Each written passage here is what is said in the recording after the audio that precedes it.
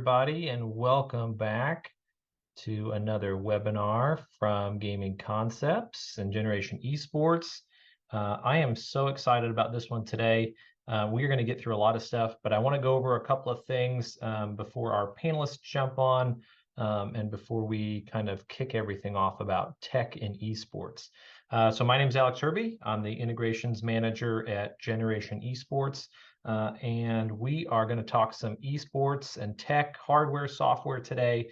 And we are going to hopefully get you guys in a good place so that you know what to expect, or get yourself some tips for how to move your program forward from the experts that we've got on here.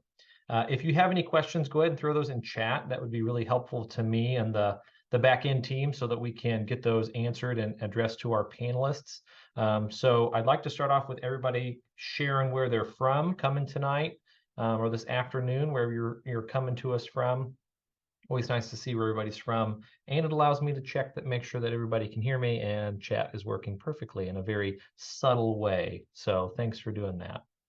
Awesome. Well, we are coming at you live from Kansas City here. So welcome everybody from Missouri, New York, Colorado, and some others coming here. Connecticut, I knew it was going to be in here. Texas is going to be in here somewhere.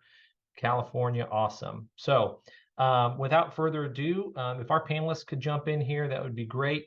And we will get things rolling.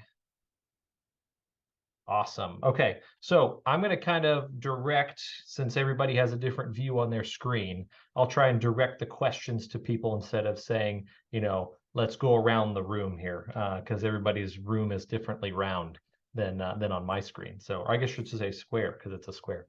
Yeah, so if we want to start out with Wacey and then Kyle and then Jim, if you guys want to go ahead and introduce yourselves, where you're from, and your connection to esports for this.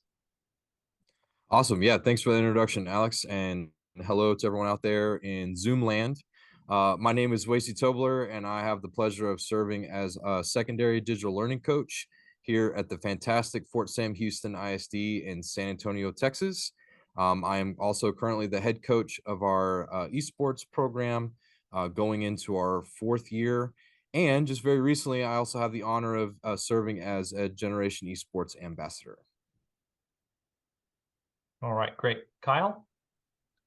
Good evening, everybody. I'm Kyle Gunderman from Griswold Public Schools District in Connecticut. I am currently the interim technology director and co-coach of our esports team. Awesome. Jim? Yeah, hi, my name is Jim Rand. I'm an educator and esports coach, also at Griswold Public Schools in Griswold, Connecticut. I've got 18 years in the classroom, 5 seasons of esports, and I'm also an ambassador for Generation Esports as well. Awesome, perfect.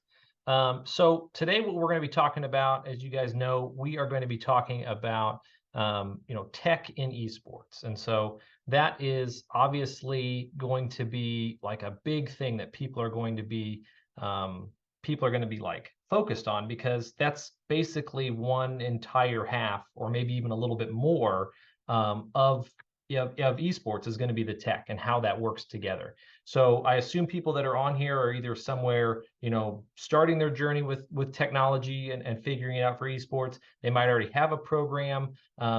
Any indication in the chat, if you guys want to throw out where you are in this process, that would probably help our panelists cater to what you're looking for.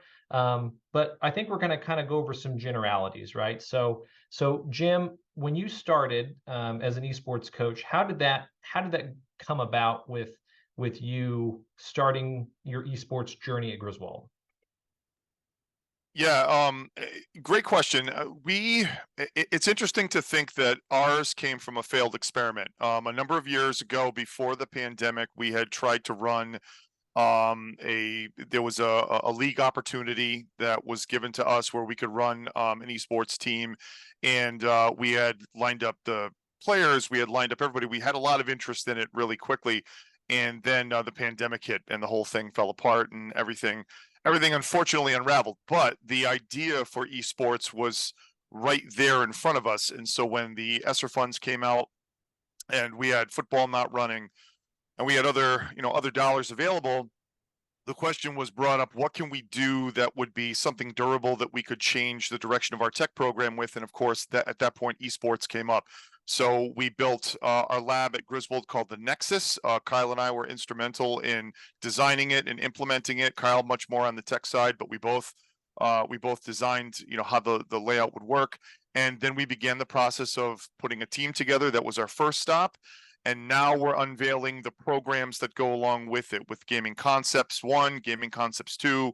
We have streaming and shoutcasting coming up. We're looking into offering things like Unreal Engine going forward. We're also looking at the possibility of adding other courses as student interest is there and faculty, staffing allows. But that's the short version of our journey, and it's been a great one because we're proud of where we are. It's been about 3-4 years of this journey now, and I feel like we've really pushed hard but gotten a lot of results for what we've done as well. Awesome. Yeah, exactly. And I think a lot of people take that same path in terms of the facilitation of starting their program. So Wacey, how did you guys get started with esports at Fort Sam Houston? Yeah, so actually kind of very similar to Jim. We had a student that noticed that kids were bringing their Switches to lunch and had the idea for starting kind of a video game club. And I was walking down the hall with our tech director, and the student had put up some flyers, and he was like, do you know anything about this? And so through a series of conversations, we got the student in front of our principal, and they put a presentation together, and they wanted to do it more with competitive esports. And then the pandemic hit, and so we had to wait a whole year, but that actually ended up becoming a big blessing for us, because we were able to attach our program and funding for that program to our STEM grant that we had just gotten through the Department of Defense. And since we're a military affiliated school, we were just building out the programs to be supported by that grant. And so through that process and some really hard work with myself and the students and our grant director and our technology director at the time, we were able to build out a program starting with 6 computers and then kind of expanding from there. This past school year, we're able to move into our media center, which is where our lab is housed. And I would love to be able to show you that, but my kids are actually in there right now competing on Halo right now through HSCL. So it gets very loud in there. But we have 17 computers in there, and then the kids bring in their Switches as well, and we have a couple of club Switches. So we were blessed to have that grant funding, and our grant is ending this year. So now our school district is looking at we just purchased Gaming Concepts, and we're going to be building out a program of study at the middle school. And then we also have an elementary school program that just started this past year as well. And so the work that we've done through the club has been able to go vertical. And just for further context to Fort Sam, we're actually located on the military installation here at Fort Sam Houston military installation. So we only have 2 campuses, an elementary and an integrated middle school and high school. So for us, making that the esports visible was really just making it visible, like getting the kids to show up and compete. And so, just kind of like with Jim saying, like, it ended up something that really at the time kind of broke my heart that we had to wait so long, ended up becoming a more of a turnkey program for the kids. And so that's kind of where we're at at almost halfway through year 4. Yeah, awesome. And Kyle, getting started from kind of the IT networking security side, what was the initial steps that you took on your end as the administrator for tech in the district? Well, first, when we were tasked with building this lab, it had been already a computer writing lab. So infrastructure wise, I already had a network switch closet in that room and wiring to all our locations that we needed. We did find out we didn't have enough appropriate power, but that has been addressed this year finally. Really, when we were talking about hardware and machines, I tried to make sure we got the best that could fit into that grant budget. So we ended up getting some Dell machines, game PCs that have i9s, 3060 cards in there. Initially came with only 512 hard drive, which we found out when Jim was starting to do more stuff in the class was not enough space. So we bumped them up to have 2 terabyte drives now. And even that may or may not be enough space. So some of the stuff he's streaming out to Google Drive. So we just utilize that as a offline storage kind of. Again, through trial and error over the years, this is the first year I VLANed off that lab completely, because our district has a 1 gig pipe to the internet. And when they're playing games, not so bad. When the games first start and are updating, it sucks up everything. So I've limited them to 350 megs, and that's more than enough that they can still update in an appropriate time, but not destroy our whole district's network. Yeah, awesome. Awesome. Yeah. And what I like about this is that, not only are all three of you kind of at different levels, but you all started in a little bit different ways. Toby mentioning that, or Wacey mentioning that, you started with, the kids in the lunchroom with switches. And then, Jim having basically the resources you needed to have a lab. And that's what the beauty of this is, that it can be anywhere in between. You can start with switches and kids having a handful of switches, or even, mobile phones, playing mobile games on that.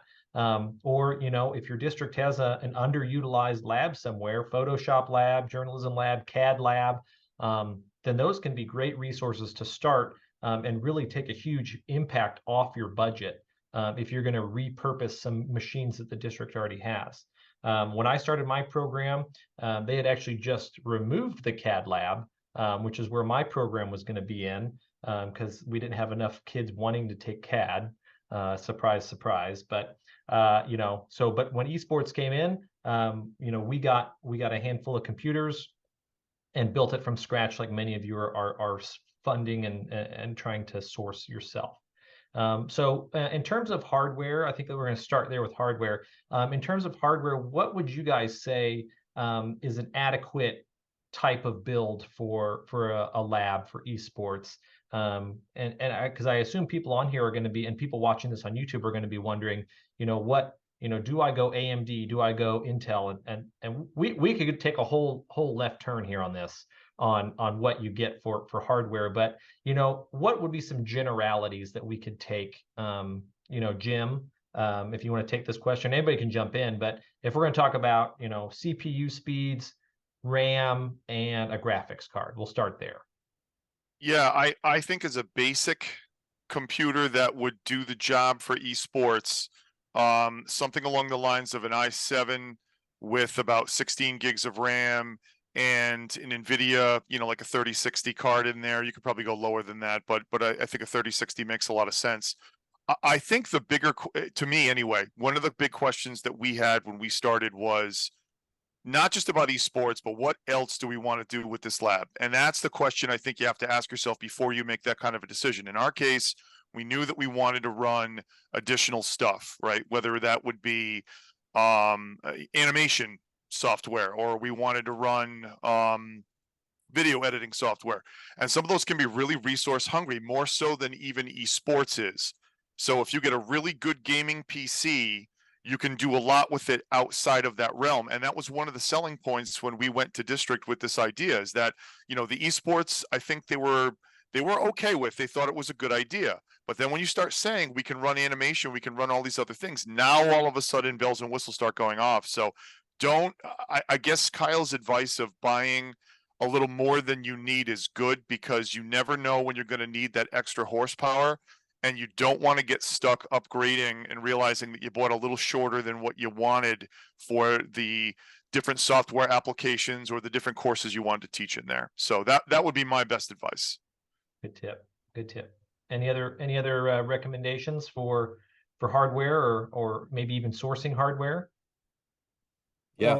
Go ahead, Kyle. Go ahead. I was just going to say, when we were building this lab, I was thinking it'd be good to spec out and buy the parts and maybe have students work on building PCs.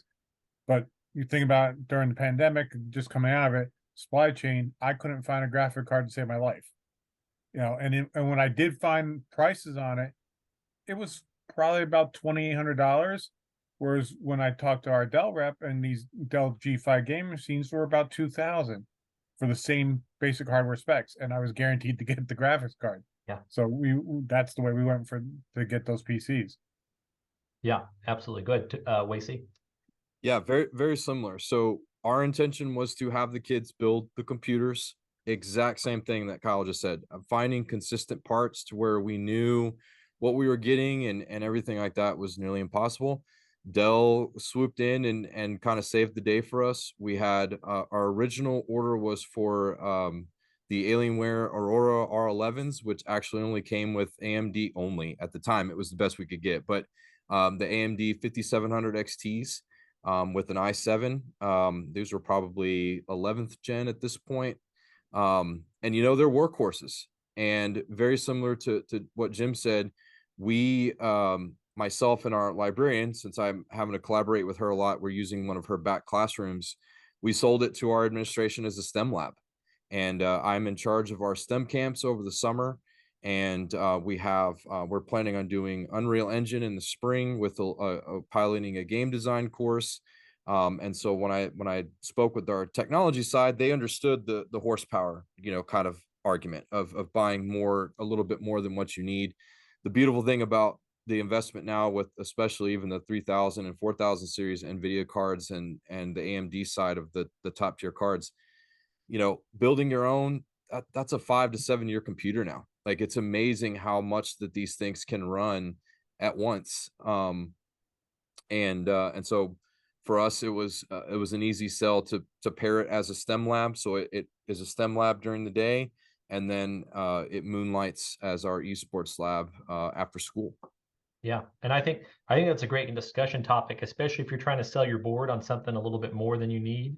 If you're trying to maybe poke into somebody else's budget a little bit, dual purposing, triple purposing these machines is a great utilization of them. Unless you're going to be running esports all day, which is awesome, if you have a program big enough to do that. When we started, we went mobile, is how we kind of started with our computer lab, and we bought through Best Buy Education.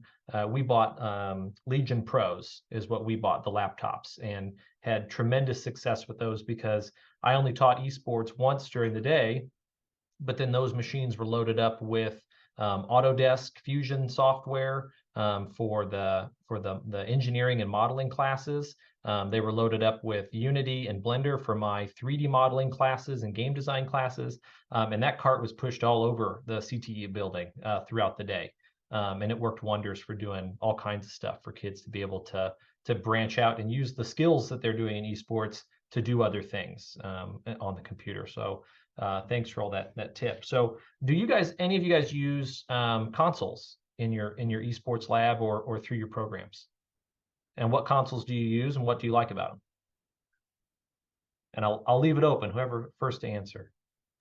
All right, I guess I can jump in on this one. So yes, we use a number. We have 2 switches that the lab that we own from HSEL, from Generation Esports. So those we use inside the room. We have 2 55-inch televisions that were mounted on either side of a smart TV. So those, generally speaking, are used exclusively for any consoles. But I have had some students bring in a PlayStation 5, a PS5.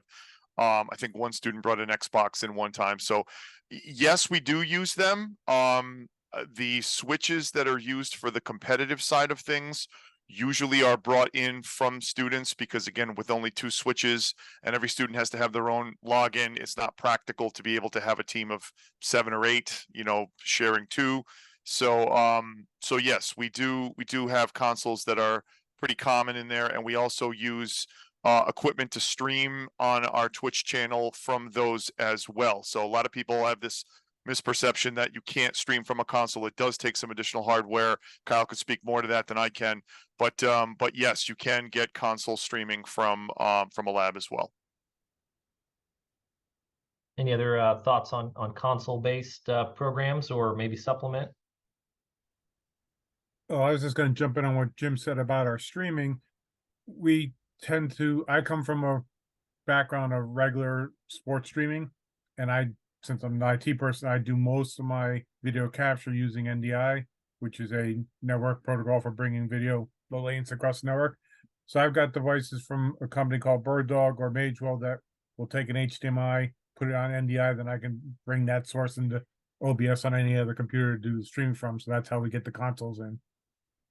And Very it works good pretty well. Good tip. Yeah. Yeah, we use Elgato. The Cam Link is a really good setup for us. One of our Alienware PCs or our laptops that we have is kind of a dedicated streaming device. I'm actually sitting in our little streaming booth right now, and we just pull the feed directly from the console and go into OBS, and then I have dedicated kids that run the the like layering in all the OBS video and things like that, and then we've got some shoutcasters. We're much more piecemeal on this. Like I'm haven't really asked for a lot of stuff on the streaming side, but just like what Jim's saying, the two consoles that we have for Switch it's more for their practice. We don't have full DLC for Smash on that, and I've kind of held off on asking for a lot since we have so many PCs, and so we do rely on the kids' BYOD on that aspect, and that's worked pretty well. And the kids are familiar with their own stuff; they know their logins, and we just kind of give them a place to dock up and play. And if I could just jump into, I'm looking at the chat, and someone asked a question about running games at their highest graphics for competitions. And this goes into like how powerful your machine is. The honest truth is no. As a matter of fact, we play Valorant as one of the competitive games. The vast majority of players turn down those graphics because you want to increase frames per second. So if you're in an FPS game, let's say, or FPE game, and you need, timing is of the essence. You need to have as many frames per second as possible. Great graphics look wonderful, but they also cost you frames per second. So you want to turn those settings down as best you can, and you want to shut down as many of your non-essential services on the PC as possible. So don't have like Chrome running in the background if you can avoid it, because again, everything that robs from system services is going to take from the frames per second that your machine can push. If you have a really high-end machine, probably not going to be too big of a deal. If you have a medium or lower end machine, it's going to be a big deal. And so that's something that I think is just great advice for teams that are struggling to make the most of the equipment that they have. Yeah, that's a great tip. I was going to jump on that. Just one thing: make sure your players know don't download other games while they're playing Valorant. Yeah, keep it. Don't start a game and hit the Windows key and do something else while you're in a lobby or something like that. It's gonna be bad. We had, I'm not sure, I'll put this out there just because of who knows who's going to watch this, but we were a district that utilized Chrome, and so students were in my room. They had to log into the portal to be able to be granted access to the programs that they needed to run first. And what we found is that because we were utilizing Chrome right off the bat, they would leave Chrome running with that portal window open, allowing them access, and it was dropping their FPS because Chrome was sucking so many resources. And so what we did was we actually started using Microsoft Edge just because it was there already, and it took a lot less resources. Yeah, awesome. So kind of talking about the chat, there was something in here that I wanted to talk about, and that was we talked about the graphics capability. And I appreciate what you guys had said about that it doesn't have to run. So that could be a budgetary consideration where we don't need to buy the maximum resolution machines, right? There's the give and take for upgradability and the dual purpose of the machines we talked about earlier. But again, just another budgetary thought to think about is that you don't need to run everything on maximum. Awesome. So we just briefly mentioned some streaming stuff, but as far as software goes, for use in your esports lab or your esports classroom or club, what kind of things aside from the game, right, are you guys utilizing that has shown benefit to your students or your program? And we'll start with Wacey. I would say Discord. Discord is really the lifeblood of our club. It really allows us to have a central community, a virtual community. We do not allow the students to access that Discord on our Chromebooks during school hours, but once they come into the lab, we've got them loaded up on the lab, and it is absolutely an essential piece of software for us, especially with so many of our kids playing at home. We're trying to run a full slate this year. If I hosted everybody in the lab, I would be here Monday through Friday. And so we pick and choose our times, and we had a lot of success with Halo last year. So they get on campus time on Tuesdays, but the Discord is a great place to host our community nights, which is a Friday kind of downtime, relaxing. The kids will get on and play, like scribble.io or Roblox or something together, taking the pressure off of the competitive side in school and just kind of hanging out. And so, Discord would be one where I don't know if we'd have as strong of a club as if we didn't have and run a successful Discord server with them. Okay, Kyle or Jim, any other software you guys tend to put on the machines for a good time for the kids? I'll defer to Jim since he's in the classroom with them more. So yeah, I completely agree with Wacey on Discord. We have a Discord server that we run for our team as well, and it's when we're in Valorant and all the kids have to get on with comms, there's really no substitute for it, at least for now. Maybe in the future there will be, but it's important to note though that we have a discussion with the kids about Discord, and we make absolutely sure that they understand that this is an extension of a school activity. This is a school appropriate server. This is not to be abused. It's not to be misused. And there are specific, rules that we set around its use. And there are technically four, but really three people that are admins, myself, Kyle, and we have one very responsible student who helps us manage the server, and it's worked really well for us. One of the questions in the chat was, did we work closely with the school's legal department before allowing Discord? The answer was no. We never consulted with, attorneys or anything like that. I've had full disclosure, however, with parents to make sure that they know in the permission slip that they have to sign that Discord is a part of the team. You're not required to use it, but if students want to, the vast majority of them already have Discord accounts.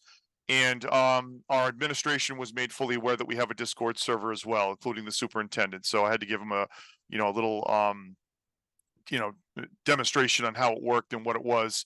And as long as it was maintained that it was closed and only for the purpose of our team, they were good with it. But again, it's always got to be done with appropriateness in mind. For other software, we run a lot. We run OBS in order to use both our team to stream, but I also teach it as part of gaming concepts so that kids can understand how to record. We don't stream during the school day, but I do have the kids record offsite to Google, and that's what Kyle was referencing. The first day that I did that, I loaded up the school's internal network, and I got a phone call. Hey, we're about to max out, and we had to make some changes. But learning how to use that software has been the key to so many things in esports, because it lets you record your matches. It lets you stream. Those are skill sets that the kids can take with them. We use Canva quite a bit, which has a desktop app, and we use that to build like the transparencies that go into OBS. We use that to build the animations that go into OBS, all those different pieces. Our school has the Adobe Cloud, so I'm teaching Adobe Premiere Pro for video editing. So we use Canva Video Editor for Gaming Concepts 1, but I'm using Adobe Premiere Pro in Gaming Concepts 2. So we're upping the skill set that the kids use, and I have intention to get into other software, possibly a light Photoshop use, maybe Adobe Illustrator and Gaming Concepts 2, but I definitely want to get into Unreal Engine. There was a question somebody had before about that. Unreal Engine, really quickly, is you can download it from the Epic launcher if you have an account, but if you don't have that, Epic does allow you to apply for a license where you can have an installer local in your school where you don't need to download it, so kids can use it without needing to create an Epic account. There is a downside we found out to that. However, some of the ad packs that go into it for like the Rube Goldberg Machine Challenge, those have to be brought in from an account with the Epic launcher. You can't bring those in unless we're not doing something right. I haven't experimented with it enough, I guess, to make that determination, but it does look like there are a couple of quirks that you have to be aware of when you're using it. But the other question somebody asked about was storage. The machines that we're using are 2 terabyte hard drives with an additional 500 gigs, so 2.5 terabytes total. Some of these some of these software packs can be exceptionally large, particularly when you're working with video. So when you're looking at a computer, one of the mistakes we made when we first built was to get 500 gig hard drives. That was far short of what we needed. We didn't know that at the time. But when you're looking at animation kids, and we're looking at gaming concepts kids, and we're looking at all the different stakeholders that were running software, we were running out of space quickly. And so we had to upgrade. We did, and now we're in really great shape. But storage is big. Try to get as much storage on your machines as possible. It's critical if you want to run those larger apps that kids are going to use on a daily basis. But yeah, a lot of software is run and a lot of programs depend on those machines every day. Yeah. And just to jump on the storage, I never really thought initially, but the games are huge. Some of them take over 100 gigs. So if you only got a 500 gig drive, kids are installing 3 or 4 games and we're out of space. Yeah. Exactly. Good. Sorry, Alex, just one thing. I'm reading in the chat. Somebody asked about Discord. Kyle again can speak more to this than I can, but the way our network is set up, we have times of the day where we have permissions set, rules set, so that Discord is either allowed or not allowed. So during our school day, which ends at 2:30, it is not allowed. So if a student were to try to open it, it'll just spin and you'll get nothing. But at 2:30, it does unlocks that the esports team has access to use Discord. So my advice would be use rules internally so that IT has controls over what is and is not used during any given time. Because for students to police it themselves, it's just not practical or realistic. But if you use those rules, you can build a pretty comprehensive program without worrying about somebody using it during B block or something like that. And if you're not IT yourself, make friends with them, because that's my day job. So that's why I was able to set up our firewall rules based on time frames. But if you don't have that connection to IT, it's not going to be as nice. Yeah. And Kyle, and I want to ask about this because this is always a big question is what do we allow? How do we allow it? How do you get these things through the filter and the firewall? On our support site on Generation Esports or HSEL, we have a whitelist for all the ports that you need to get opened.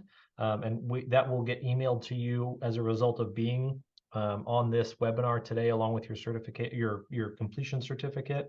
But Kyle, I wanted to ask about your thought process on going about it that way. So it sounds like you used Active Directory to allow these students through at a certain time. Did you compare and contrast that to other means of allowing it through? Well, because we have 48 and Barracuda web filtering and firewall devices, and each one kind of communicates differently with our Active Directory. One I can do based on groups, Active Directory groups. The other is kind of based more on the machine. So I've done a combination of both. In all honesty, I took your white papers and said, okay, this game, we need this open. They work perfectly. I made different lists and stuff within the firewall, and those also can be turned on and off. So if we're not playing Valorant next semester, I can just turn that list off, and no one can play Valorant unless Jim asks me to open it up again. Which I know I won't close that, but I've set it up as granular as possible so I can give Alex rights but not Jim, or vice versa. And it wasn't intentionally designed that way from start. I just kind of got lucky that my normal habits worked out well for this. But I would try to make sure that you can be as flexible as possible, and if your firewall allows you to do time-based rules or person-based rules or PC-based rules, because some of it is like the bandwidth one is based on the VLAN the PCs are on, and that's how I can limit what that room uses up. Yeah, and that's a big concern for district admin too, because they want to make sure that this user account can't be in somebody else's classroom pulling up Discord because they went to the bathroom, but they're actually not in the bathroom, right? So, doing machine-based things or time-based things, these are all things that you can pitch to your district or your IT, and you can sound like you know what you're talking about, and maybe get some clout with the IT person to say, I think it'd be great if we had, Active Directory, global regulations on these for rules for specific things. So that's good insight on that. I appreciate that. Yeah, we're getting a lot of chat questions in the chat about permission slips. I'm going to relate it to IT because you can print them off on a printer. And so permission slips, yeah. How do you guys go about that? We'll talk about, acceptable use policies here because it's kind of in the nature here. But, some of these things, kids are exposed to chat, in-game chat, Discord chat, and some other things, especially if you're opening the internet up, like Wacey mentioned, that their students are on district admin accounts. So they probably have most things unblocked. Is that right, Wacey? Yes. So our staff computers our computers are listed as staff computers. So we don't have like whitelists and access times, mainly because I have made very good friends with our IT director and our systems administrator, because we're all in the same department and we're a team of 4. So like 3 hours goes by and I don't talk to him, and it's weird because we're constantly talking about these things, and our students are a one-to-one program. So we have, a lot of devices on our network. But that being said, if the kids start getting into things or they click on something accidentally, it does pop up with an admin password block, and then they know they can't really go any further. So we do have some protections in there to where the kids can't just start downloading things. I have been experimenting this past year with allowing kids to get onto their own accounts, and so I tell them, like, you can sign into your Steam account, but you're not going to download any games or anything like that, just to keep our storage and stuff like that, full or not full. And so with the permission slips and things like that, what we do is our clubs, we are, all of our esports is run as a club and organization. And so our district policy is that those are student-led organizations, and therefore the students get to make decisions about how that money is spent. So we have to have a governing body within those clubs, and then we have to collect everything into a handbook, and then that handbook has to go to our business office. So I have a handbook that I've been developing. I reference other high school programs. I looked at the Discord user agreement. I looked at our technology Chromebook user agreement for our students. And then I looked at also some college programs and tried to collect and consolidate that into more of a user-friendly, student and parent-friendly type of language and forms. So now when the kids come in at the beginning of the year, I do a big parent night. We go over everything. It's gotten a little easier because now we can just show them pictures of all of our tournaments and cool stuff. And they, it has all the glitz and glam on there. And then the parents sign a parent agreement that is basically, your kids on Discord. We have an M-rated game policy that we have that is a requirement of our admin. And then the students sign a student agreement that aligns with our technology use policy and things like that. So I tell them all the time, it's a lot of paperwork in the beginning, but we have had 0 issues so far with that. And I think there's a lot of transparency that is built in between us as a club and the parents. And I've gotten a lot of really great feedback from the parents, especially, that they feel like they really know what their kids are on. I have 2 small children, so I would want that for my kids when they get to that age. But then they also know that, when they're in the lab, they can use really, really high quality equipment, and that builds in a lot of responsibility and the kids treating our equipment really well. So long answer to say, it's kind of a trial and error. You have to look at a lot of different things to kind of get one that tweaks with your business office.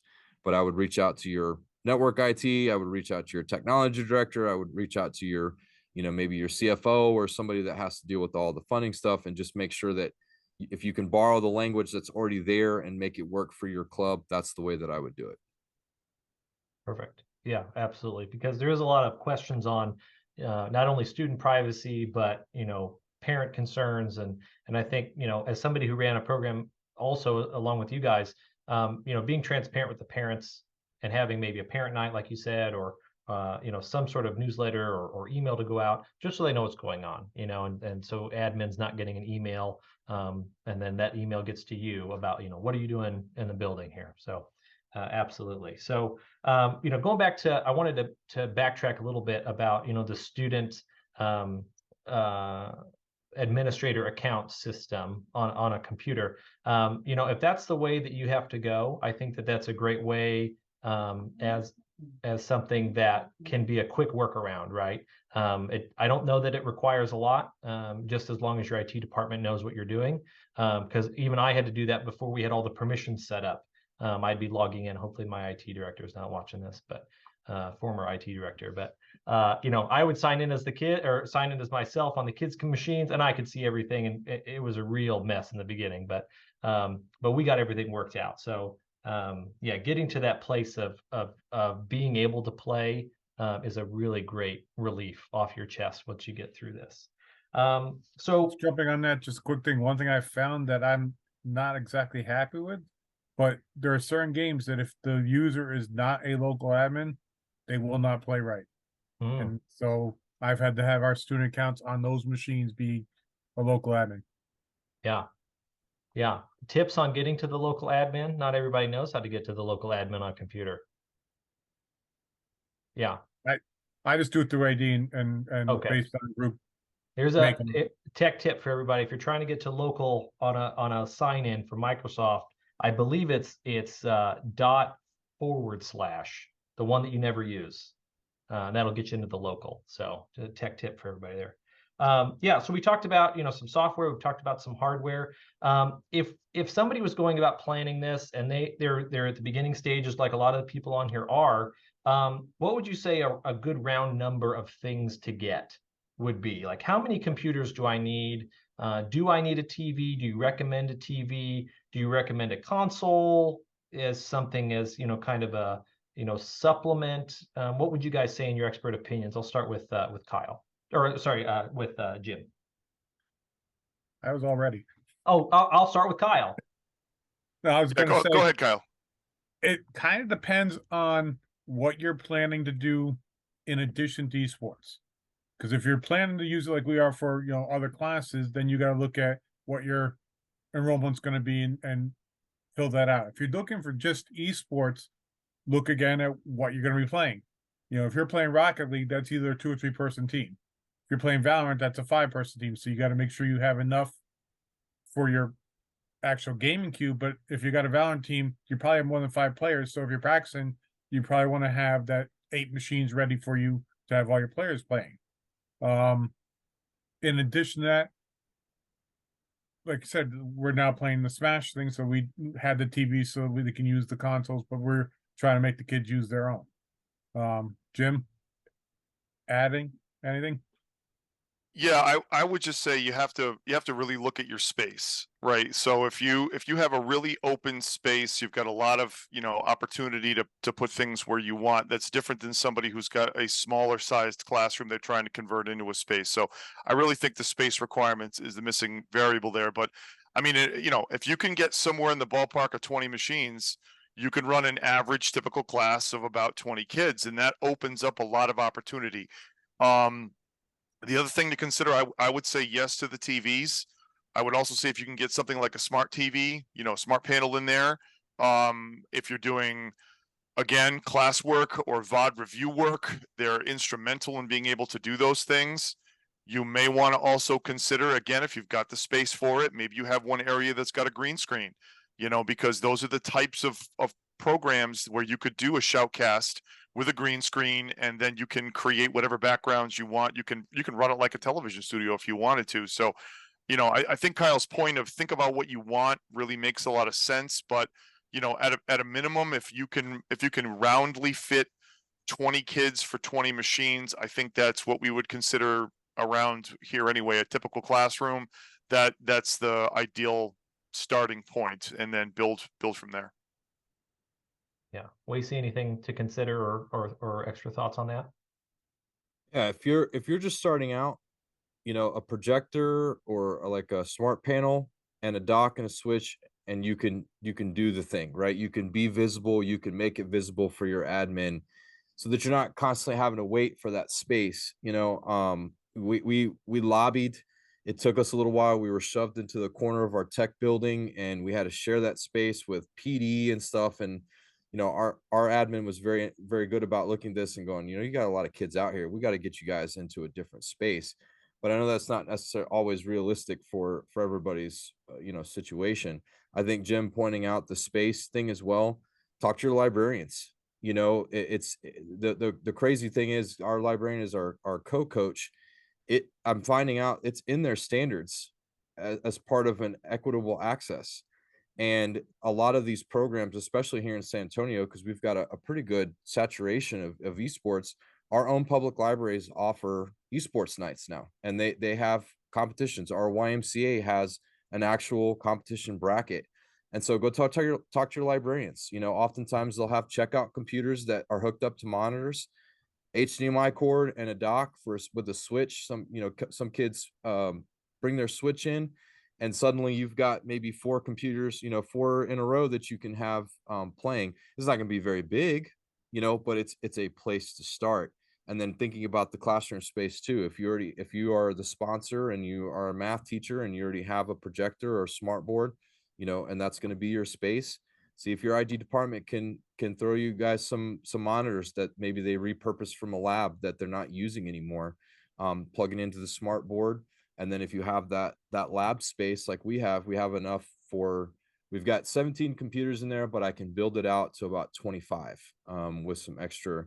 And we're pretty packed in, which is crazy to think about, just after a year. We've got a full lab. We've got a lot of kids in there.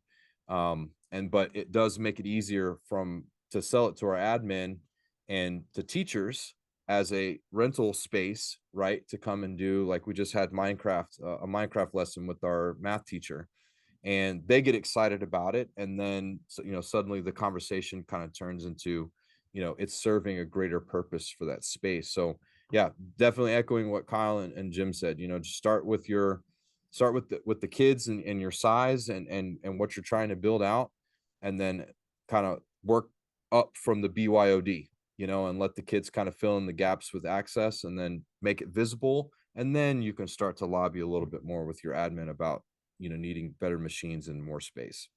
Yeah, absolutely. And I love that you mentioned on the community aspect, because that can be really important or really beneficial for you to be able to, if you're starting this on your own, or you might have maybe one other cohort in your building or your district, going out and talking to somebody nearby, like a librarian or a library esports program or a YMCA, that can be huge, right? Because you can chat with us on here, but what happens when you have a question? Please email us. You can, for sure. Email us and we will help you. But talking to somebody and seeing the space is very beneficial. So looking at schools around you, if there's a neighboring district that has esports, I'm positive that they would be more than willing to help you out to get more people into the space, because it is an inclusive space. So thanks for mentioning. Can I say one more thing to that, Alex, real quick? Yeah. I would say push your kids out to the forefront too. I think you have to be a little bit stone-hearted, for lack of a better word, to tell a kid no to their face when they're having fun and they see that excitement. And so what we did too is we started with just those computers, and we were in the corner, and one of our president at the time was like, Dr. Rios, he was our former tech director, he's like, it would be really nice if, and then suddenly they would listen to that, and I could talk to them all day long, but once a kid comes up to them and they get excited about it and they see the engagement and the buzz around that, it's harder for them to say no than to an employee, right? So if you push the kids out there and you say, we're just crammed into this classroom, it would be really nice if we could use the main commons area to host our tournament on Saturday. And they go, well, let's talk about it. Let's see it in action. And I think that gives the kids a lot more of that ownership as well. And it doesn't make it so where you're fighting those battles all the time. Absolutely. Well, I want to leave some time for questions, but I want to go over one big thing, and that is challenges that you have faced in this journey. So I'm going to start with Jim here. And if you could describe one of the biggest challenges you've had and how you've overcome it, and we'll kind of go from there. Yeah, where do I begin? No, we've actually had a pretty good run so far, and the one thing I will, I guess, give for advice is to say you don't know what you don't know, and I mean that in the most positive way. Like, we went into this not knowing, so many things that popped, and then you have to just roll with it and realize that this is going to be a work in progress. So I wouldn't get discouraged by setbacks, and there's always solutions to fix things. I'll give you a couple of examples for us. The storage issue was huge when we were maxing that out. So we had to deal with, the concept of creating, storage in some way that made sense. And for us, Google Drive made the most sense. So that was one. We've run into issues. I actually have a little list here of things of all of the stuff that we've done. We had issues with quality of service. Kyle over the summer had made some changes to the network where we VLAN'd off our lab for a variety of different reasons. And then on one of the first days of school, when I got gaming back up and running, the kids started gaming. And then I got a phone call from Kyle saying, "Hey, what are you doing in there?" And I'm like, we're getting up and running. Apparently 100% of the 1 gig went to that room everybody else in district lost connection. So once we figured that out, then of course we had to set a throttle and we had to make sure that everything was good. But these are the things that you run into that you just have to roll with it. So I am fortunate that I have somebody like Kyle who's on the IT team that can make changes so quickly for me. I do think his advice of making friends with your IT people is sound, because they are the key to a program like this, and it cannot be overstated that if you don't have buy-in from IT, you're going to struggle, because anytime you need login issues, or you have a kid who can't get in and now they got to have a password reset, or whatever the case may be, that IT link is big. Yeah. But just like I said, have fun with it. Realize that the kids are drawn to fun things, and that anything is a temporary setback, and there's always a solution that somehow you can figure out, and that will come. But don't feel like you've got to be the expert, because you won't be. Yeah. The kids are going to know more than you on some things. They're going to teach you. Like Discord for us, it was an education for us, and we had people that knew what they were doing, and those kids actually taught us the right ways to do this. So lean on your kids, lean on the people that know what they're doing, and don't be afraid to fail. Don't be afraid to fail forward with whatever goes wrong in your program. Perfect. And I'll reiterate, being nice to your IT department. The holidays are coming up, so if a bottle of something shows up for your IT person, whether that's soda or otherwise, will be much appreciated, I'm sure, for the headaches to come. So, Kyle, challenges and how I know that they're kind of shared, but maybe from the networking or security side.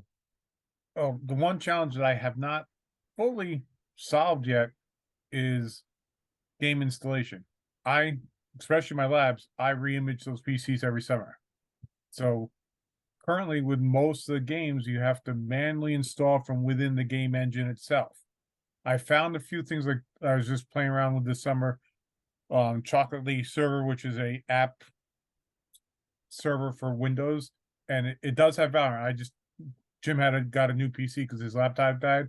Valorant I installed that way, and it seems to be running fine. I didn't tell him I didn't install it from the actual game engine, but that's my wish list, that I can get something that I can program the install, because every other software, with Microsoft Office, I can push that out.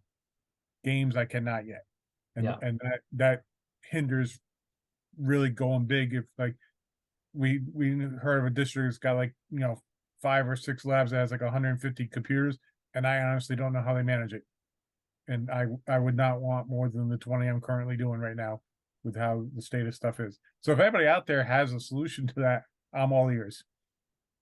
Or you get one wave of kids with the logins for admin, and they go through first to log into all the computers. Then you get another wave to go in and get all the software down. It's like football camp. You just keep going through, you rotate. So yeah, no, that's a good tip. Yeah, for trying to figure out that system of app development for the Windows machines. Wacey, a big challenge and how you overcame it. Yeah, so we've been blessed to have a lot of yeses along the way from the admin. Our biggest challenge actually came at the beginning or the tail end of 2 years ago, leading into last year. And that was just the identity crisis of, what are we going to be as a club? At the time, it was just me. We had about 40 kids that would come out, and we were having a hard time getting kids to commit to actually playing the matches. And so I took that to our student leadership, and I said, look, I don't want this to just be a video game club, but I'm not the student here, right? Like this is a fun project for me, and I'm really enjoying the innovative nature of this and getting into all that. But if we're just going to meet up and hang out and play video games, you guys can kind of do that on your own time. Like I want to build that community, but if you want to compete, let's compete, right? And I'm a very competitive person. I grew up playing baseball, select, and doing all that stuff. So I mean, that's in my DNA. But I also have a family. I have 2 young kids, and it does take up a lot of my time.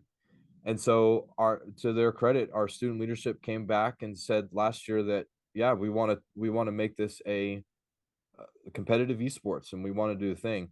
The beautiful thing about that is we have a really wonderful organization here in San Antonio. It's the San Antonio Museum of Science and Technology, and they had a part-time employee that wanted to start a league, And so they put together this league. It's called R20 Premier League. You look us up on Twitter.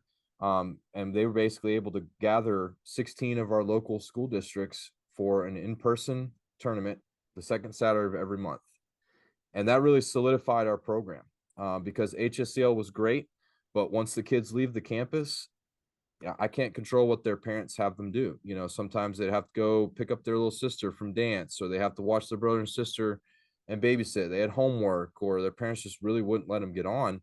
And so we started to try to offer more on-campus times to both increase our visibility for the optics of esports, but also give them a chance to play.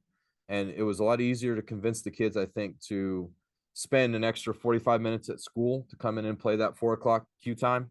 They got to play on RPCs, they got to hang out with their friends, and that was really where the community started to accelerate itself. So I'm very grateful for that. I'm glad that they made that decision.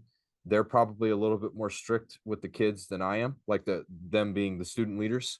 So we have team captains now, and we've got an opportunity for our underclassmen to kind of create some vertical alignment into our overall officer leadership. And so that is a challenge that I really will take with me, you know, for the rest of my education career, of being able to go to them and just give them kind of an ultimatum and just say, like, look, we're either going to go all in or all of this goes away, you know, or we figure out something else. And to their credit, they knew that this was something special and they took it and ran with it. So I'll just encourage you out there, again, just exactly what, you know, what Jim and Kyle are saying. On top of that too, just try to really infuse those clubs with the student leadership. The more that students take ownership of that, really they've almost taken a lot of the burden off of me to kind of have to stress out about things. And once you get that structure down of Tuesdays at 4, you know, we play Halo, team captains are there, the officers are there. It's almost becomes kind of this awesome little organization. And it's really beautiful to see. So the more you push your students out there as leaders, I think you're going to be surprised at what they can do. And surprised who jumps out as a leader in that course or in that program. Absolutely. Because it will definitely surprise you who it is. So Carolyn raised a hand here. I'm going to figure out how to do that. Here we go. I'm going to, unless she didn't on purpose, put it in chat if you meant to do that. Maybe not. Some people didn't. I almost put you up here. You put it in chat. No. Okay, good. All right. That could have been bad. That could have been bad. All right. So yeah, a lot of really good discussion. I've got 2 last questions for us. They should be pretty quick, rapid fire. Question 1, what game do you start with? Number 1. We'll go back. We'll go backwards this time. Wacey. Rocket League all the way. Okay, Rocket League. Jim? We did the same. We started Rocket League our first season. Yeah. Yep. Yeah. Kyle, other thoughts?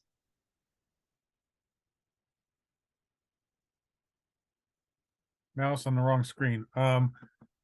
We also kind of gone to polling the kids to find out what they are interested in playing. Yeah. Because it's not the same every season. It's been a kind of different game that they've, other than Jim's focus on Valorant now, you know, we've had Overwatch teams, we've had Rocket League, you know, and Minecraft, and trying a little bit of what the kids are asking for. And again, it's not always successful, but at least it's keeping them interested. Yeah, absolutely. Yeah. And the cross-platform play is important, especially if you can't get as many computers as you need.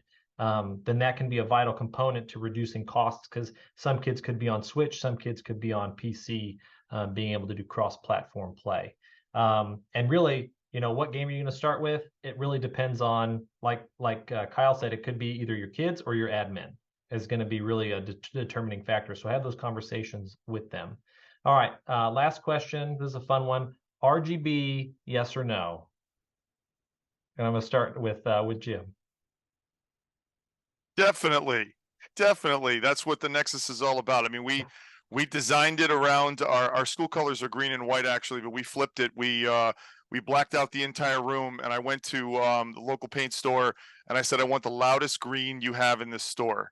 Green, and they gave me something called electric lime. And so we've got all of our lights and everything, the chairs, everything is all framed to that. So absolutely, you want to make it as flashy as possible if you can. It just looks cool. So I say yes. Okay. Wacey? I'm a convert, a convert. I was not before I started in esports, and now I you got to have it. Gotta have You know, it. the louder it is, the better the wow factor. It's pretty cool. The our admin likes using our space as a PD development space sometimes, and I'll go in there and turn off all the lights and turn on the RGBs for them. They're like, "Wow, this is crazy!" So yeah, RGB all the way. All the way. Yeah. I think, you know, as a teacher, I didn't like it at first, and I still don't technically like it that much, but it's for the kids. And the kids see that room, even kids walking by, because we had windows into our room from the hallway, and it was like, what is that class? Right? Like, I want to be in that class. I don't care what they're doing in there. They could be doing trig, but I want to be in that room. So yeah, make it about the kids, and have them design it. That we're gonna, well, I'll speak to this just for a second, but have them design it, right? Because it doesn't cost much to get some strip lights, some RGB lights from Amazon, and put them up on the room and a can of paint, and then it's a classroom activity, right? You're building that community. I mean, you're doing something together those kids are never going to forget. So, well, guys, I so appreciate everything that we have talked about on here. I'm going to throw our YouTube link in here for everybody, that you can definitely like and subscribe. Right, I'm supposed to say that in all of these, so that you can see it on the YouTube and do it there. But this will be up there later. So if you want to share this out or come back to it or share it with your IT department about things that they're going to need to go over, please do that. And so again, thank you to Wacey, Jim, Kyle. Thank you so much for being here. I assume that in my follow-up email, you'll get a personalized photo of the Nexus provided by Jim, so you guys can see that. And so yeah, if anybody has questions, we can start throwing them in chat. Otherwise, I so appreciate everyone being here. Good luck on your journey. You're not alone in this. Contact us. You know, you can contact us, education@highschoolesportsleague.com, and we will get you taken care of and help you with anything that you need. So thanks everybody, and we'll stick around. But if you need to jump, feel free, and you guys have a great evening. Thanks for having us, Alex. It's Yeah, awesome. thank you. Appreciate it, everybody. Yeah, thanks for hosting us. Anytime. Thanks, guys. Appreciate it.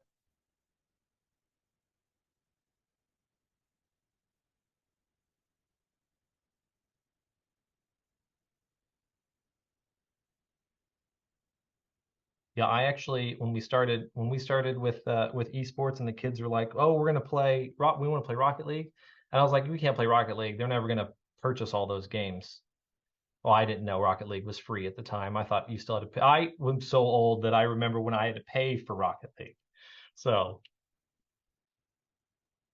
Yeah, we framed that around $3.99. yeah, We've got a really good Valorant team, and we did one season, I think it was for Cold War with Call of Duty, and I'm never doing that again. Never doing it again. I think we ended up playing 2 matches that spring, and it cost me something like, I don't know, $500 for all the licenses. And then as soon as they dropped the next game, I was like, we're just gonna uninstall it now because it's practically worthless. And I just told them, it's like, we're sticking to the free games, and then we have, you know, obviously for Smash we have to throw down for that, but $3.99 is the way to go. yeah, and it's so Yeah, great how many games are free. Yeah, and I'll say too, we have a Valorant team as well, and I'm a player myself. What I like about it is that you don't have to pay anything for it. All the skins that you use can add the coolness factor, but it's not pay to win. Pay to win is where I start having a problem. And a kid who's got a basic level account is just as much in the game as somebody who's got, you know, the most up to date skin that Riot dropped. So great game. Yeah, I think it's from the old Counter-Strike guys, right? Is one that spun that off. I'm not sure who makes Counter-Strike. I know it well, Valorant is Counter-Strike or CS:GO with abilities, but I don't know if Riot does that. I know Riot does League of Legends and they have Valorant, but I'm not sure who the publisher of CS:GO was or is. It's very intriguing to me. I don't really understand. Like, kids make fun of me because I'm more on the Halo side, and they call that a simplified shooter. Like, yeah, I'm old. I only have a few minutes to play. I like how quickly, you can get in and out of games. Valorant, man, it's like 45 minutes. Like, how you guys doing? Oh, we're on round 10. How many more you got? We got to get to 13, So it's been intriguing to sit there and watch them. And the strats, I think, are something that's really cool with the kids. I've got my captain right now. He'll give you a plan A, plan B, plan C. He knows all the maps, so it's impressive how he's able to build out his practices. Yeah, no, it's absolutely true. I'm impressed every time I see them coming together, because you have to play as a 5-stack. If you try to play individually, it's not going to work. So, yeah, great stuff. Really great stuff.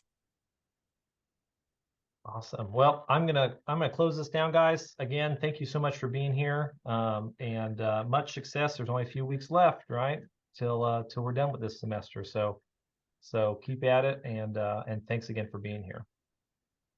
Yeah, thanks for hosting, Alex. Really appreciate it. Yep. Thank All you, right. Alex. Thank you. Yeah. See you guys. All right, good luck, Jim. Kyle, nice to meet Yeah, you. you too. Thanks. Nice to meet you too. Take care.